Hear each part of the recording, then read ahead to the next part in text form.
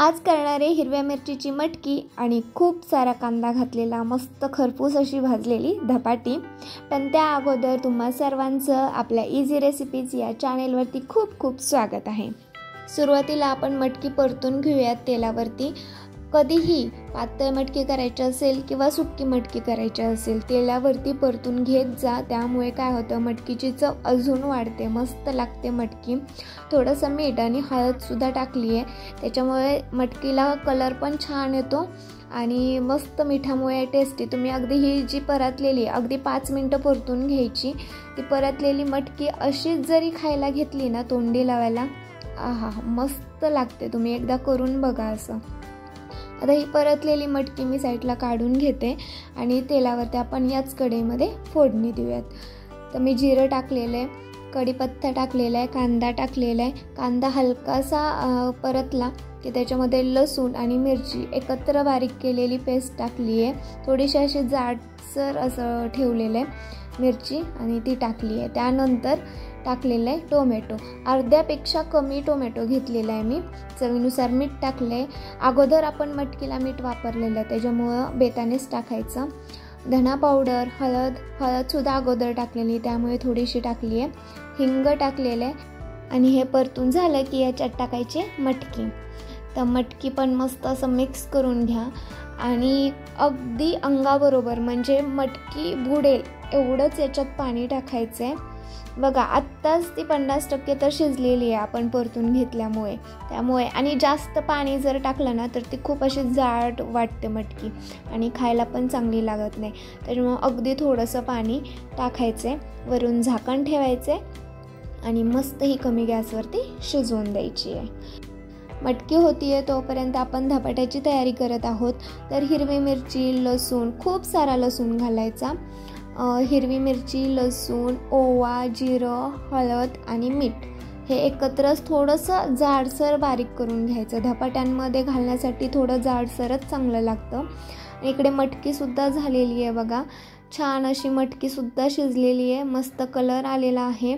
आता लाईटमध्ये तुम्हाला व्यवस्थित वाटत नसेल तर प्रत्यक्षात जेव्हा तुम्ही करायला जाल ना त्यावेळेस तुम्हाला कळेल, मस्त असा कलर आलेला आहे मटकीला, खूप छान झाली आहे टेस्टला। एकदा करून बघा हिरव्या मिरचीची।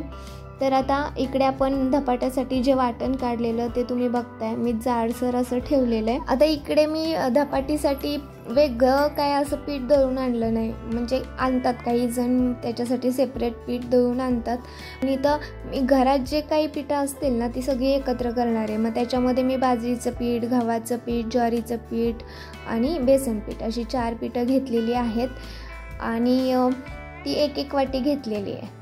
त्याच्यामध्ये टाकलेला आहे जो आपण ठेचा केलेला आहे, हिरवी मिरची, लसूण वगैरे ते बारीक केलेलं ते टाकलेलं आहे।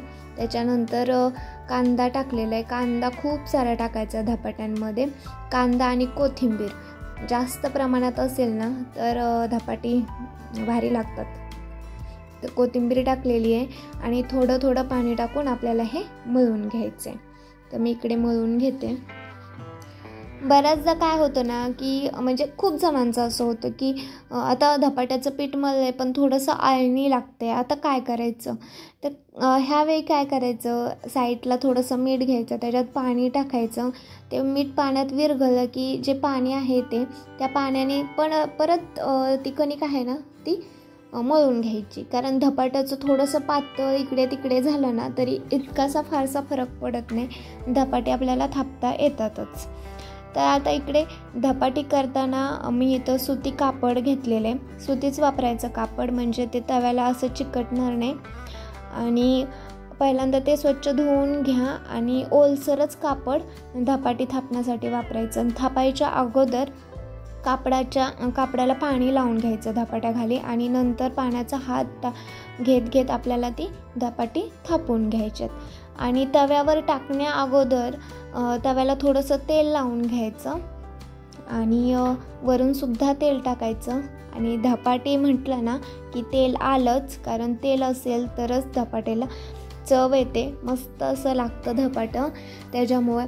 आता इकडे तुम्हाला आवडत असेल तर तुम्ही सर्व करताना तूप देऊ शकता लावून धपाट्याला, पण ते तुपाने नाही चांगली चव लागते, म्हणजे मला तरी वाटतं की तेल असेल ना धपाट्याला तरच धपाटं छान लागतं.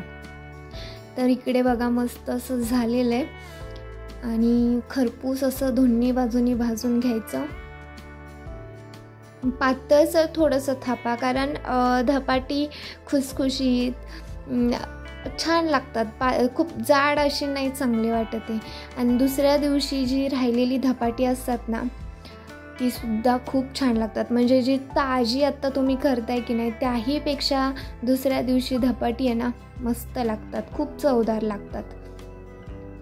तर इकडे बघा अशीच मी सगळी धपाटी करून घेते. प्रत्येक वेळेस पाणी आणि तेलाचा वापर करायचा आहे. आणि इकडे बघा मस्त पातळ अशी झालेली आहेत की नाही आणि दोन्ही बाजूनी छान अशी भाजलेली आहेत, खरपूस अशी झालेली आहेत.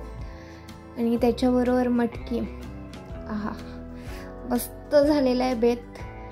मग करून बघा तुम्हीही माझ्या पद्धतीने धपाटी आणि मटकी. भेटूयात पुढल्या व्हिडिओमध्ये.